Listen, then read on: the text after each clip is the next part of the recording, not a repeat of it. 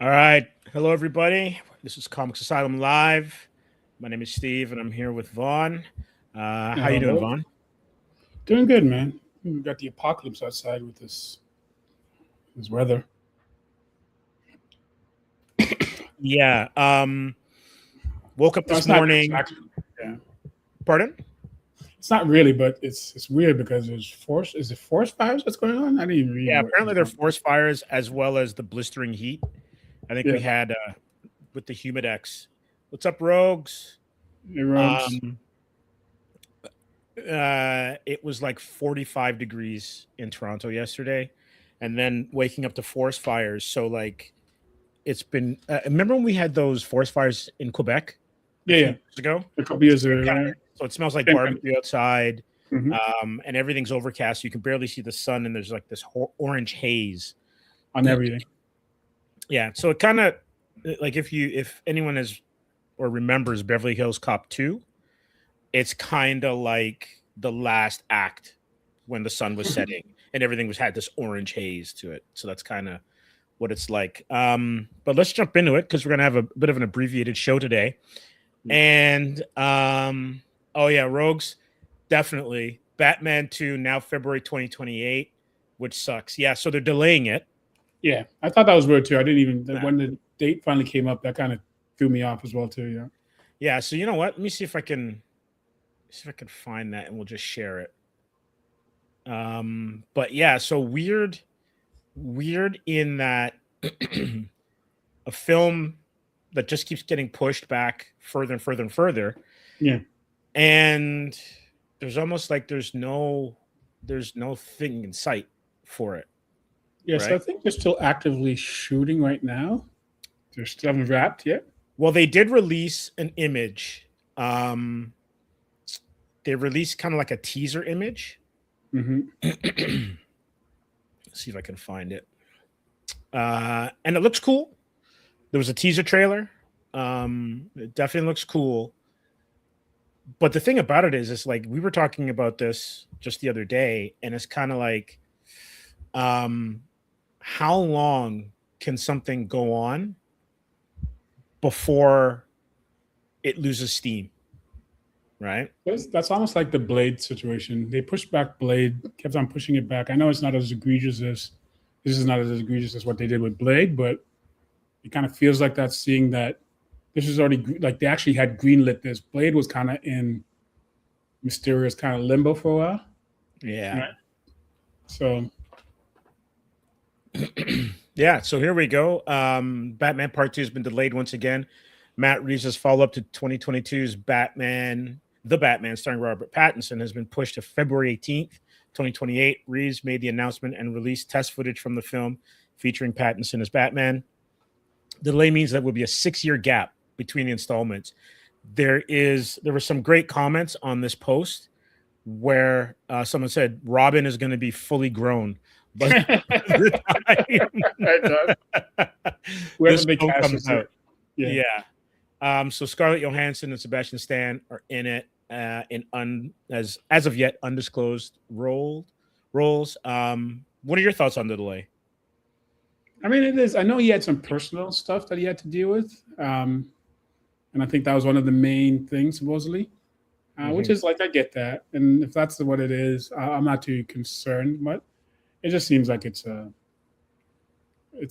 weird niche, not niche. It's a weird thing to have this movie coming out, and if they haven't announced um, the real Batman for this DCEU now by then, or we haven't because we're not going to see the next Batman movie with this new DCU iteration before this then. So are we having two Batman movies come out that year? Because we haven't heard nothing about a Batman character of this DC universe, right? Yeah, there've been some, I guess, some musings Missteps. of casting, Yeah. but it's kind of interesting that you're basically starting because they just announced that Blue Beetle is going to be in Superman: Man of Tomorrow, and Yeah. it's going to be the same Blue Beetle from his solo film. The But kid. I find it interesting that you're going to have all these characters in the DCU, and you have no Wonder Woman and you have no Batman. Like Yeah. The Trinity doesn't exist. Yeah. At least at this point. Kind And the of, thing, I get James Gunn. He's like the avant-garde kind of director, right? And all that kind of stuff. But if I was an owner to think that I'm going to give you a job and you're not going to prioritize the Trinity that's going to make us the most money outside of some of these third-party weird characters that, as you can see, Supergirl, I applaud him for doing the Supergirl, but I truly don't believe that it needed to be a movie, right? To have our own standalone movie, because that's money you could have put into a $200 million Batman budget, right? And that would have made you money. That wouldn't have lost you money.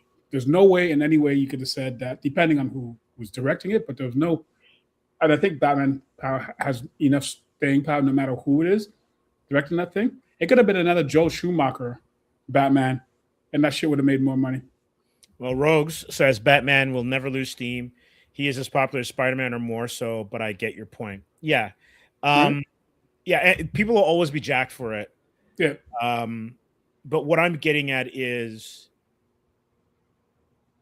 you can't control what happens in between, right? And so will things change in terms of how the DCU and anything associated with it is perceived? Will the climate for these kind of films change enough that instead of coming in and just being like consistent bang bang bang, if then you kind of get hiccups where this might be the last one because he's supposed to be Batman at the beginning, and Pattinson's not old, No, but he's definitely not young. no. And are they shooting 2 and 3 together? Do you any idea about that? No, I've heard nothing about that. But I think Batman and Spider-Man, I think, are the two universal characters that no matter what, it's so generational that you can make a Batman movie and they're all pretty thing. But I think what will happen is you'll see like this thing with the Supergirl. People are not going to take a gamble to go see a Supergirl movie where 90% of the everyday market hasn't seen enough Supergirl content as they've been growing up to justify me caring about a Supergirl character, right? Like they have her now in the new cartoon and everything. But even still, that wouldn't justify making its own standalone movie. Well, right? they've done it before. I'll push back a little bit on that with this one. If it's good, Yeah. you want to have like you have female characters, so make movies. Yeah. Make movies with those characters. You just make them good. I think it was the same thing with She-Hulk, Yep. right? Where it's like She-Hulk is a great character, but the vehicle that the character is in may not have been The great, yeah, not even the close. greatest. Yeah. And so I get it. I think going in with no Batman plan and no Wonder Woman plan, you could have all this other stuff happen. Yeah. Right? If you have no Batman plan and a Wonder Woman plan, then something's up. Yeah, to tell you, I you're think taking that's over a the multi-million, it would have been like the same situation. Granted, if I was starting a Marvel universe now, I never thought that they would be starting off like they started off with Iron Man, which I always thought was kind of weird initially back in the day. But I think it formed into something which they didn't intend, right? They already knew that they were going to start with Captain America and then eventually lead to the Avengers and everything, right, Matt? But to go into a DC universe and you haven't thought out the Trinity yet, and you're thinking about Green Lantern over the Trinity, I don't know about that. Well, I'll also I agree with you on there because I'll cut Marvel and Disney some slack. They didn't even have their heavy hitters. They didn't even own the movie rights to their heavy hitters. No. Hulk, X-Men, and Spider-Man were all different Everywhere companies. else. Yeah. So Sony, Universal, and Fox, and so you're gonna go with your quote unquote B team at that point. That makes sense. That's not the case with Warner's. No, they have everything already. Like they own it all, right? So interesting, but that's 2 or 3 years. That's 2 years down the line. Rogue says might as well shoot 2 and 3 together at this point. Absolutely. Oh, totally. And he says DCU cannot copy the MCU. It would take too long, and movie studios want to make money ASAP. Agreed. The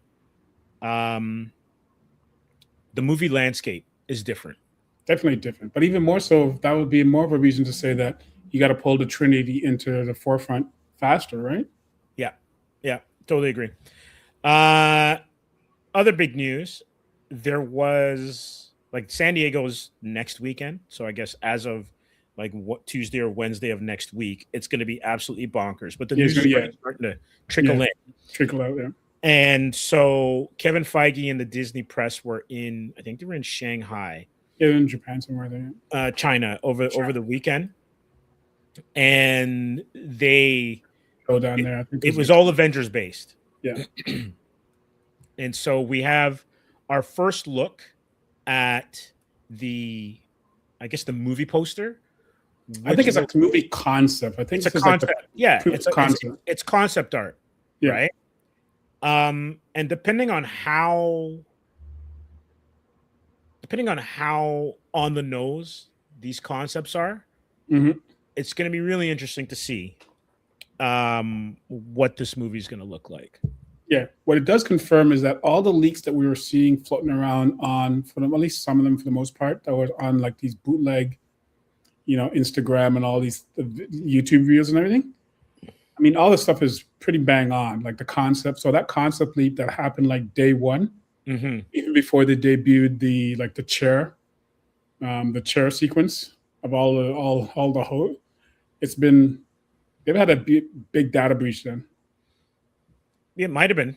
It might have been, definitely. Hey, Rogues, and hey, Al, how you doing?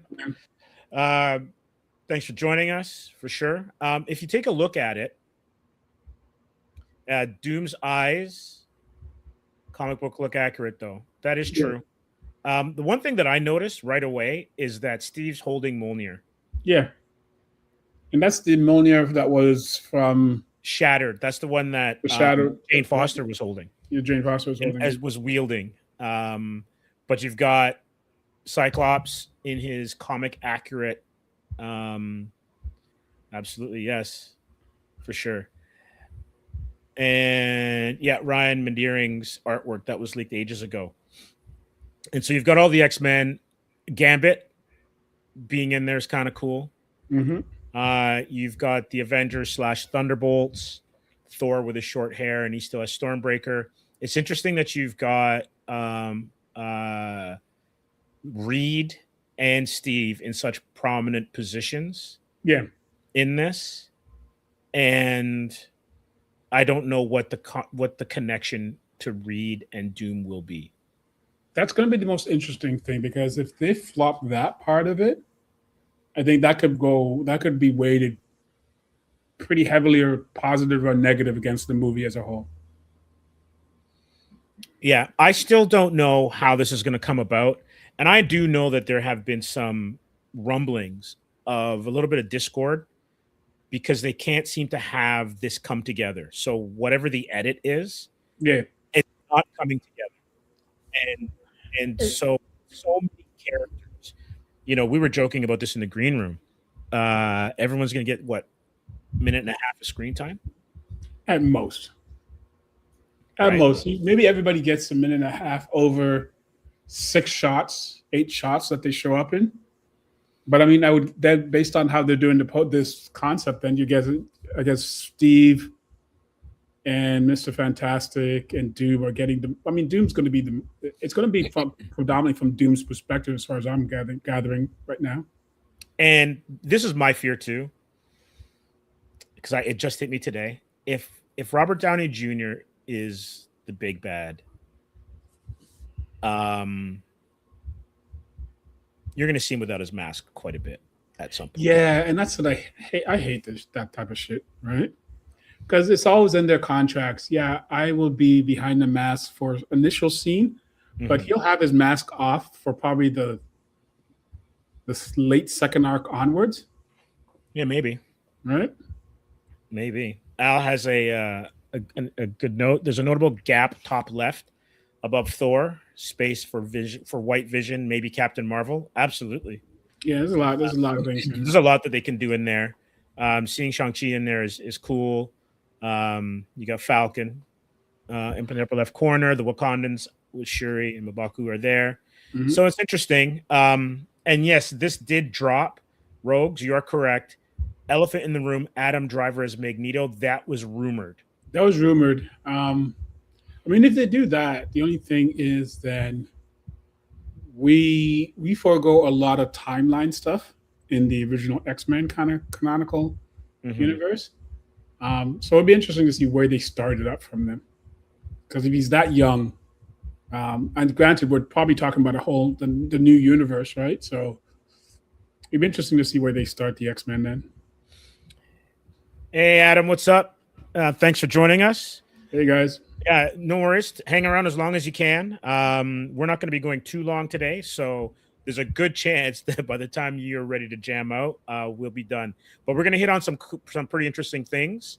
So it'd be awesome to get everyone's feedback. There are a lot of questions. And after kind of getting the inside scoop, allegedly, on what was going on with Supergirl, I know that it'll be a little bit more cohesive here. My fear, just because Feige is in control of everything, my fear is that there's just too much to bite off and chew with this one. All these characters have it be resolved well, and then also shepherd, the MCU into whatever's coming next, right? So that's one thing. That's one that I have a concern with. Speaking of, there have been a lot of clips no worries, a lot of clips that are coming out regarding Spider-Man Brand New Day. And I'm going to say this right now. All you Hulk stands out there, prepare to be pissed off. Our boy looks like he's getting punked again. Now, I love Spidey.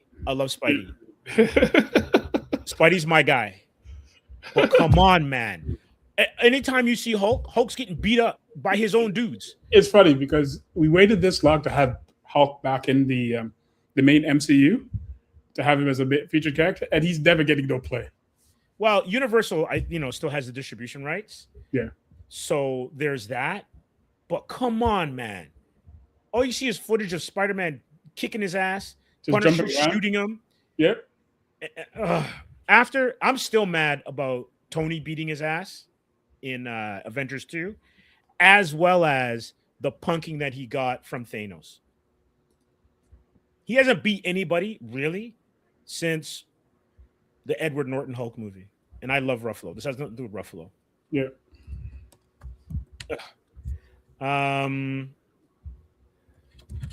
Noel Gonzalez, welcome. SDCC Marvel predictions, X-Men cast announcement, Black Panther 3 champions, series announcement, Nova Midnight Suns, Shang-Chi 2.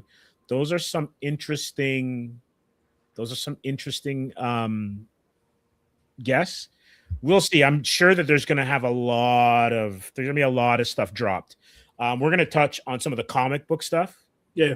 That is at least at this point being leaked out. Yeah. Or that they've had in terms of announcements and panels, DC, Marvel, Oni Press, and Image. Image has released some covers and some variants that you're going to be able to get at their booth. Speaking of Image, quickly, I picked up this bad boy. You want to just 1 second? Let me give you Han Solo layout. Nice. So this is from Daniel Warren Johnson. Mm-hmm. He's become one of my new favorite artists. He is a lot like I've seen his stuff, and I collected some of his old stuff when he first jumped onto the scene and he did his independent book. I can't even remember the name.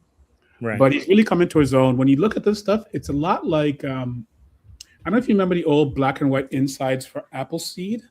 Oh yeah. From like Masumi, is it Shiro? Masumi Shiro? I always pronounce it wrong.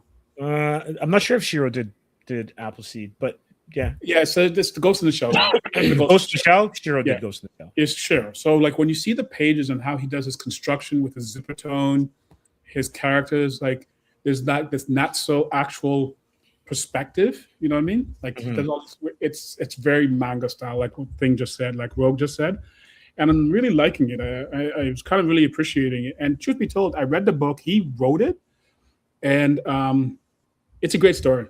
It's great. The premise of the story, and when you actually unlock what it is, like I'm not a big wrestling person, but it's a pretty heartfelt story.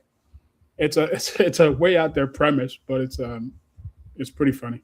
It's cool. That's Yeah. cool. All right. What's the name of it? Is Do a Power Bomb.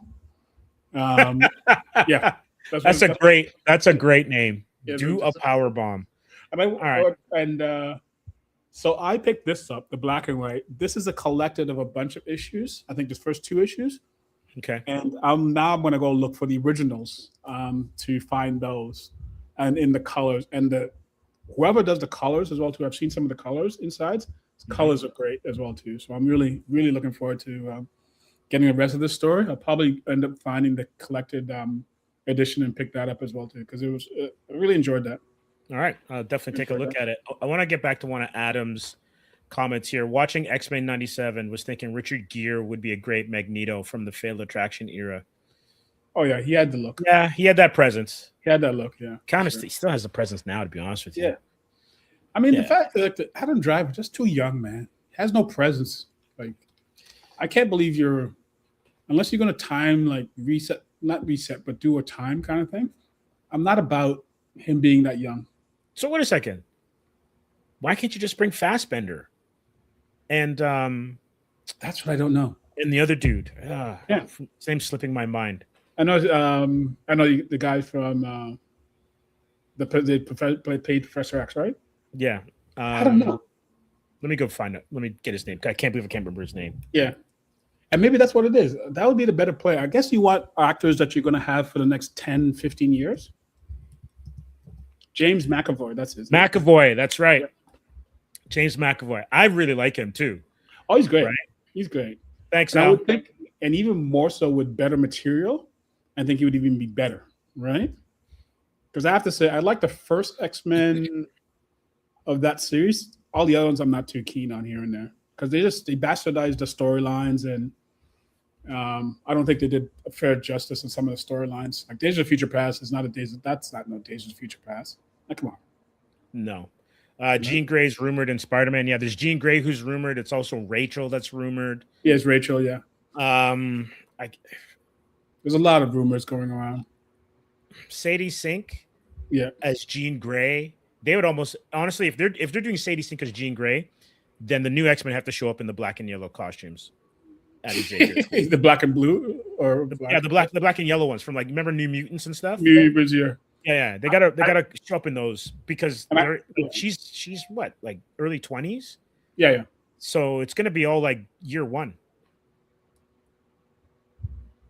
Yeah, Al says agreed. McAvoy and the Fast were probably the best bit of the first class films. Absolutely. Yeah. Yeah. I heard some rumors that Doom shows up in the Spider-Man, and then the Sadie Sink character might be Rachel, but it's the Rachel from a different universe or some shit. It could be. And that maybe it's baby mama scan, right? Well, but the whole idea I was hearing that it was always linking the younger generation has some link to this battle world stuff, right? Okay. Oh, and maybe because all the kids are disappearing, right? Yeah, so and that's why he goes to Franklin, right? Steve's kid gets teethed, Franklin gets teethed, so maybe this is where it's going. So if that's the case, and it's not like going to be our final Jean Grey, but it's a Jean Grey variant from a different universe, and this is how they introduce that, I'm okay with that. Let's see how it plays out. All in all, the story we'll have to see. It would make sense if she was Rachel. It's about the kids. You forgot to add Hannibal from Mr. T. Well done, Al. Well done. Yeah. I have a little bit extra time today, so maybe. The Joss Whedon X-Men run. Yeah, because he wrote them, right? He wrote them, yeah. He did Amazing X-Men. It was actually a really good run. And that's when that was the debut, the return of Colossus, because he had died in the Legacy virus. Yeah. And then there's something going on with the X Mansion, and then Kitty Pryde goes down like the farthest she's ever traveled, and that's the reveal of that cover with she phases through him. Or something like that. Yeah. So that was actually a really good story. I gotta give Josh that. Josh knows how to write a good story outside of his antics with actual people on set. Right? Yeah. Who was the artist? Was that Frank Quitely? No, that was Joe Cassidy, I think. Joe Cassidy, the late great Joe Cassidy. Is he? Oh yeah, he did pass, right? He passed not too long ago. That was like a year or two ago, right? No, not that long. It's not even that long. Okay. No. Yeah, because he hadn't been drawing for a long time, and then he popped up and he was doing some covers and some stuff, and we were like, this doesn't look like him normally, and then we were like, something happened. Yeah, in terms of their line work, totally agree with you there, Al. That their artwork is quietly and yeah, and Cassidy. Cassidy uses more blacks. Yeah. But their construction and stuff is very similar. Yeah. Speaking of the late great Cassidy, we lost Sam Neill. Yeah, I saw that. That was unfortunate. The other day. He was battling cancer and apparently had beaten it, but he passed away, I think, earlier this week. Yeah. And it's crazy how many films he was in. Oh, he's in a lot. Yeah, I didn't realize as well too. But I'm going to tell you when I first encountered him was in the Damien Omen trilogy, where he played the adult Damien back in 1981. Okay, so you're a little bit more of a film buff than me. I'm also I'm old as dirt as well too, Vaughn. You're young, right? You got no gray hair, you got no wrinkles. Me, I'm on the other. I'm approaching the end of it all, and so I remember those movies. I remember like the original Omen in '76 with Gregory Peck scared the hell out of me. I was like, it had come on TV, so I might have been like 8 or 9. And late movies, probably, yeah. City TV, absolutely, for sure. Adam says, R.I.P. Sam Neill. In the Mouth of Madness is great. Absolutely. Al says, for me, it was The Omen or Dead Calm. Dead Calm, and because that's where I was introduced to Nicole Kidman. Yeah. And because I think they play a couple, and that's a great movie. It's one of those ones where it's like you don't expect it to be that good. And it is. It's just, it's a mid to late 80s movie. Yeah, crazy how many actors are passing away, for sure. Yeah, Billy Zane. That's right. Billy Zane was the big bad, and he comes on the boat and kind of terrorizes them. Right? Yeah. We're in this weird nexus of a whole generation is kind of getting way older, and then there's a new generation starting now, and we're in this weird nexus of like if you're anywhere from your 30s to early 50s, it's kind of weird like that.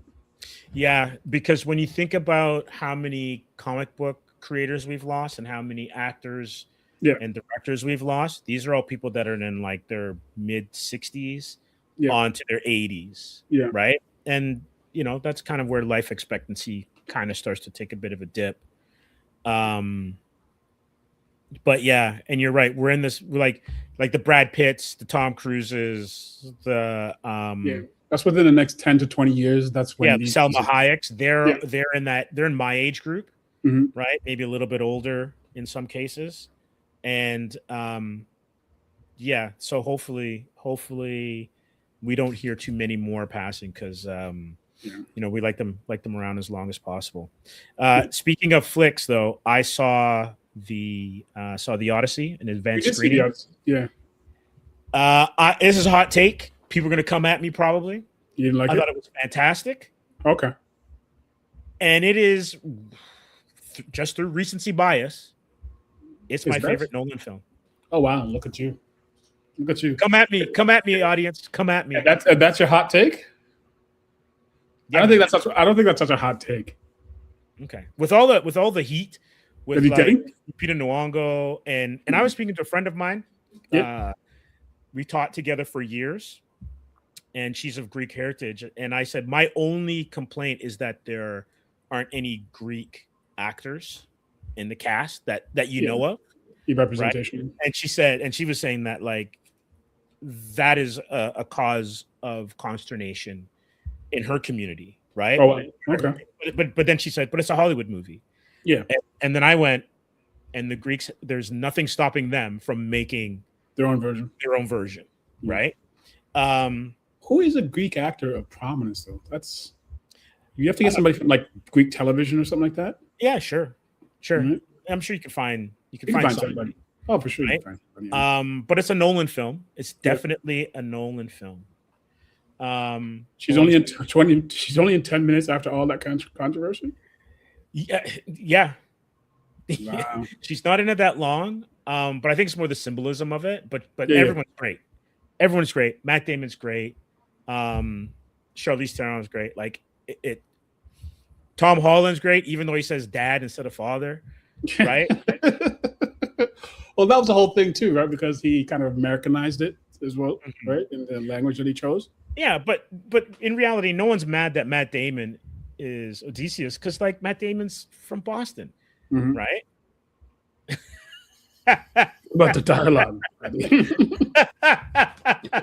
Al, you're killing me from across the pond. Yeah, he's like, "Are you sure?" Yeah, he's like, "Really, Top Nolan? It's good. It's good. It's good. Okay. Yeah, How it's good. long is it? Is it like a full 3 hours? Like It's almost 3 hours, if not 3 hours. okay. I was at the point where I'm happy I didn't drink anything before I went Oh, in. you didn't drink any liquids? Yeah, I made sure I made my old man bathroom stop. Yeah. And yeah, it was good. It was good, definitely. Is it the rumor true too? There's no trailers. There's no, or Well, at least for my screening. If was there were nothing going in. trailers, I would have missed my birthday Yeah. of next year if there were trailers. That's how Yeah. long that movie was. But it was long without you noticing that it's long. Okay. And Rogues brings up a great point. Eartha Kitt played Helen of Troy, opposite Orson Welles during the Jim Crow era and segregation. So this is not new. And Rogues, I'm going to give you one of these ones. That's a good point. You've got a good point. And so the whole controversy about Lupita, I think it's just rage bait. Oh yeah, just rage bait. Yeah. Yeah. For sure. And the score is good. It's almost like any like Oppenheimer, any Tenet, any of Nolan's films That's has a certain kind of beat. Yeah, that's And Ludwig, I think too, right? Score. Yeah, Yeah. I'll check it out while I think it's Ludwig. Yeah. yeah, and it's very good, but it's muted. Okay. It's not one where it's like it's overbearing and it drives scenes. It's an incredible score that complements the visuals. Mm-hmm. Yeah. What are you looking forward to from these big San Diego announcements that are coming out? What did you think? Well, let's take a step back. What did you think of Marvel's Midnights stuff that they put out?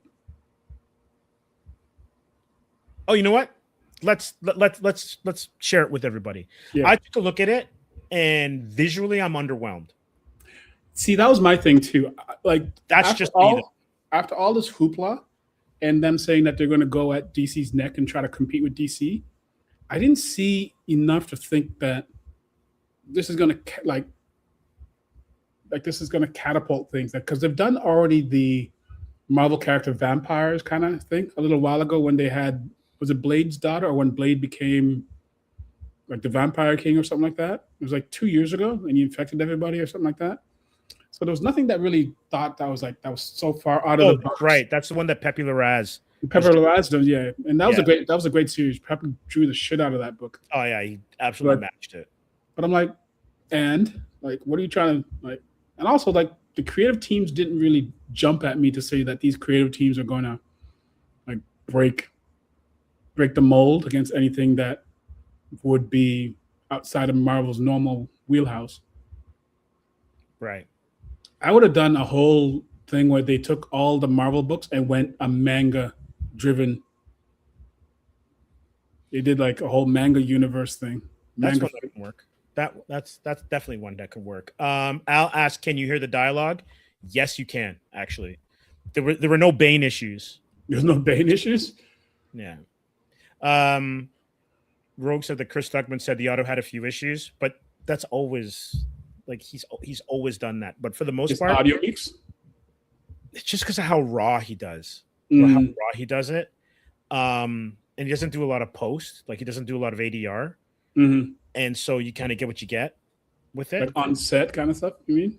Yeah, and he's not like where he's obsessing over the fidelity of it. Oh, the fidelity of the audio? Okay. Yeah, Blood Hunt. Yeah, That's that was the one, Blood Hunt, yeah. Yeah. Yeah, thanks, Adam, for sure. No, And Al, it's not a new game. Al, actually, what this is Marvel Comics announces new ongoing variant cover program for the new Midnight line. The new variant covers revealed for Midnight Spider-Man #1, Midnight Fantastic Four #1, and Midnight X-Men #1, all on sale on October 7th. The new Midnight line debut, ongoing variant cover programs with recurring themes across covers A to E. And we're going to get to that because this covers A to E is going to come up with the last thing we're going to talk about before we wrap it up today, as well as additional variant covers. So basically what you're getting is you're getting a whole bunch of variant covers from the X-Men line, the Spider-Man line, and the FF line. And we've got in Midnight Spider-Man #1, Philip Kennedy Johnson and Tronic Spider-Man discovers that with great power comes something monstrous. Midnight Fantastic Four by Benjamin Percy and Kev Walker. A scientist's curiosity accidentally unleashes ancient terrors upon the world while also transforming himself and 3 others in strange and horrifying ways. And in Midnight X-Men #1 by Jonathan Hickman and Matteo Della Fonte, the X-Men's battle is no longer one of acceptance, but one of survival and blood. So they're leaning, especially for the X-Men stuff, into vampires. So I just hope this comes up on the screen decently.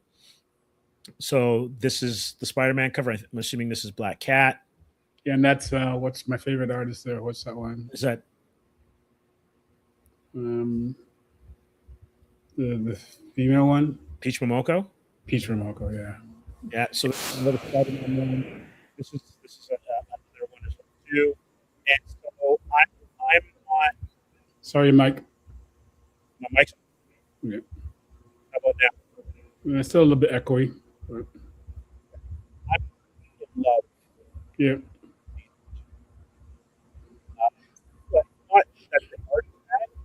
But I'm not in love with what this Midnight thing is going to be. No, like this doesn't say that that's so different than the original Fantastic Four, right? Yeah, and then that's a nice cover. That's a great cover, but like, that's an ode to the that movie, was it Frightmare? Yeah, but also too, Storm was bitten by Dracula years ago, right? Back in the 80s. Mm-hmm. And so they're just leaning into that aspect of the horror for the X-Men. It almost like this is just another what if. Like they did a whole bunch of what ifs just a little while ago as well too. Thanks, Rogues. I feel like Murphy today. Post getting obliterated for sure. Adam says, Peach, I do like the cover with Frank Miller for Amazing 1000. Yeah, that wasn't actually too bad. Okay, I didn't see that. I don't remember that one. Midnight Spider-Man. Al says that the Absolute DC line waves 1 in the air. Marvel's Midnight line. Hey, when you're getting your ass kicked, you gotta compete. You gotta put out something, right? But I mean, they should have went back to the table a little bit because this debuted a couple of months ago and people were underwhelmed then. I would have went back to the drawing table a little bit. Well, Al says, I thought they'd stick with the Midnight Suns, then branch out of that into the bigger lines. Who knows? I wouldn't be surprised if, with things getting shaken up at Marvel, that a lot of things that were in place were probably shelved so that the slate's clean for whoever's coming in new. Yeah, because a whole bunch of people got let go and all this other stuff, right? Yeah. Rogue says I sound like Bane and Batman. Oh, you fight like a younger man. How's that? Fight like a younger man. Game? No, this is their new comic book line. The new comic book line that they're kind of trying to say that they're going to compete with the Absolute line of DC books, which not going to do it. And speaking of Marvel, kind of like definitely fumbling the bag here, shifting things. Yeah. Right. There's that rumor that's floating around about them going fully digital by 2030. Yeah, I've been seeing that. What are your thoughts on that? The problem is, if you go fully digital by 2030, does that still? I guess that still gives the IP control because you're still putting out stuff, but that gives you a whole dominance of. You would lose the whole battle. Like this on and off. Like I was watching ICV2 or something like that the other day, and I think Marvel right now is at the lowest percentage of books compared to DC that has ever been. Like no matter what, Marvel has always been, you say 40 something percent, and DC like late 30s. Now I think DC's up at 43 and Marvel's at like 39 or something like that, right? Which is the reverse, and that's never been the case. And if they went digital, you would have a whole bunch of people like the speculator cover market that would, and that's really what how one of the big things that's giving them life right now, right? Like keeping them alive. If that went away, you know. Well, here's my thought on it. Good luck with that. Right? Good luck with that. Because when you think about it, that's affecting LCSs. Yeah. Local comic shop. Their whole variant covers mean nothing if it's digital. Yep. Right? As you said, the whole speculator aspect of it is through the floor. Mm-hmm. It just seems absolutely, it seems ridiculous. And I know this rumor might be just one of those floater ones where it's like, yeah, let's put it out there and see what people say. People think, but like going to Webtoons, and don't get me wrong, Webtoons is big. But even Webtoons is having some trouble as well too, right? And that's more of a that's a generational thing. So you think about the younger generation, maybe the new ones coming in, but you would lose a whole generation of speculators and collectors from like us and even older. You got the guys that are really buying the stuff and like the heavy collectors. If you're telling me they can't buy their books, like what happens with the whole like grading stuff? Like that's a whole market that dies as well. It doesn't die, but that they lose out on as well too. Well, Rogue says my friend works at Forbidden Planet. I wonder what will happen to his job. That's a good question. LCSs will be definitely affected by it. Yeah, a lot of people will be laid off or scaled back quite a bit because you think about it. If you only have one major publisher, do you need all that staff anymore? Yeah. Right. Yeah, that's a good question. Scott, welcome. Glad you're able to join us. He said missed most of the chat, but Marvel is too scared to take a chance. Since New 52 Dark Knight's Metal, Marvel has been massively behind the game. Yeah. Yeah, for sure. Rogue says that they're digital now, but I pick a good book when it comes out, like Supergirl and Absolute Batman. And so I wonder, because it didn't occur to me until I just read Rogue's comment, if this isn't in line with what the gaming companies are doing, where nothing is physical anymore. Yeah. But they're having a whole bunch of backlash as well too. So it's hard. And there's a little bit more tangible because just download, like I download most of my PlayStation does have a disc drive, but I don't think I've bought one disc drive yet for my PlayStation. Right. I have. But for my old, when I had my old PlayStation before, yeah, I bought stuff, right? Quite consistently. Even my old Xbox, I did that. But now with PlayStation, this new PlayStation, I guess 5 I'm on, I do everything digital. But I think, I think that's very nearsighted for Marvel to think of this. I know whoever the new executive is taking control of, he's taking control of all the Marvel IP, like the Marvel comic IPs, and he's controlling something else as well too. Mm-hmm. So I get that, but man, I think that would be one of the bigger blunders in Marvel history, just like when they went bankrupt and lost all their IPs and sold it for like 2 pairs of chewing gum back in the day. Right? Like, come on. It would almost be the equivalent, I think, of bad decisions. Right? Yeah, I think this is probably where you're going to end up. Is that the speculative market of the guys that do have the old books, the really old books, you would have a price surge in some of that stuff. But that doesn't help Marvel, though. It doesn't help Marvel at all. No. Right. After the fact, right? Yeah, that's completely after the fact, and then like okay, I get it. They save on printing, they save on shipping, Mm-hmm. how much they don't have to worry about a distributor necessarily. But is it going to be strictly webtoons then? Is it going to be global comics and what's left of Comixology? Yeah, I know, and even more so. I thought they were using their own platform, but I haven't seen much in a while. Oh, Marvel Unlimited? Marvel Unlimited. Right. Maybe. But it's funny because I had this conversation with some of the film guys that I know and I do some work with, Mhm. is if distribution is an issue, why don't companies take care of their own distribution? And maybe that's how they'll do it, by going digital moving forward. Maybe, yeah. I mean, Marvel tried to do it a couple years ago, and I think they bet a little bit too hard on it, and that's why they lost. Hmm.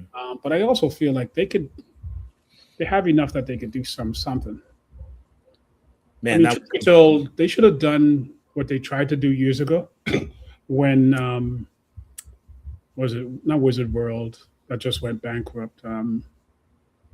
Name's escaping me right now. yeah, I'm not sure who you're Like like the distributor that just went bankrupt. Oh, Diamond. Diamond. They should have formed some kind of universal kind of thing between the two of them as being the two biggest ones, and figured out some kind of agreement. Right? Yeah, but greed gets in the way, right? I guess. Yeah. And you know what's kind of interesting, because we're going to a con in a couple of weeks, and this one opened my eyes. I don't know if it opened your eyes. We're going to VonCon, and Pokemon cards rule the day at that show, Mm-hmm. right? If Pokemon cards were digital, it would not be what it is. Like that speculator market, that after market, because the kids have the cards and they show up with attaché cases, like if they're drug dealers from the 80s. Like their cards are in there. They're bringing out wads of money that we're selling our comic book, and we're like, hey, we sold some issues, and they're pulling out money that like could like pay rent for some people. Mm-hmm. And if that was digital, that whole aspect of it goes down the tubes, right? So the card markets haven't gone that way. I can't going to having comic books go that way is it's a bit sus. And I'm with you there, Al. Digital ownership is a tricky thing. Who owns digital stuff and for how long, and whether they stay the same as when you bought them. And we've all seen this where like you buy stuff and then it disappears. Well, that's what's going on right now with PlayStation, right? There's a big revolt based on the fact that PlayStation is saying that they're going to stop printing discs, right? Mm-hmm. But also, they removed a whole bunch of licensed movies that people have bought on their PlayStation over the last umpteen years. So they just wiped out that library because they don't want to keep on paying the licensing fee every year for some of these movies that are long gone. Not so much long gone, but they don't want to pay it. Just don't want to pay the licensing for it to say that they have the rights to this movie. Yeah. Right. So it's a hard subject matter. Yeah. Rogues is mentioning here that his friend who works at Forbidden Planet said I was a traitor to the industry for going digital, but I got no more storage space. Yeah, like I cut down on how much I buy. I only buy certain things here and there. But even that, I would say I'm buying more than I normally do. And I'm kind of back into that now. But people will find space. Mm-hmm. You'll find space. I do get it. Yeah. On Disney Plus, they edit new versions. That's true. Not just wiping the content. They edit new versions and replace the previous ones, or add new CGI to hide mistakes. Yeah. Yeah. So it's just a whole can of worms that's being opened. And you know, maybe we're dinosaurs, right? Yeah. And I'm waiting for my horse and buggy to pick me up. What was the whole thing now? You'll own nothing and you'll like it. Right? Yeah. Yeah, there's definitely that. Yeah. Well, we've come to the end of it, guys. Thanks for joining in. I said it was going to be a little bit abbreviated, and we thought apologies for the mic issues, but I'm going to look at that. Yeah.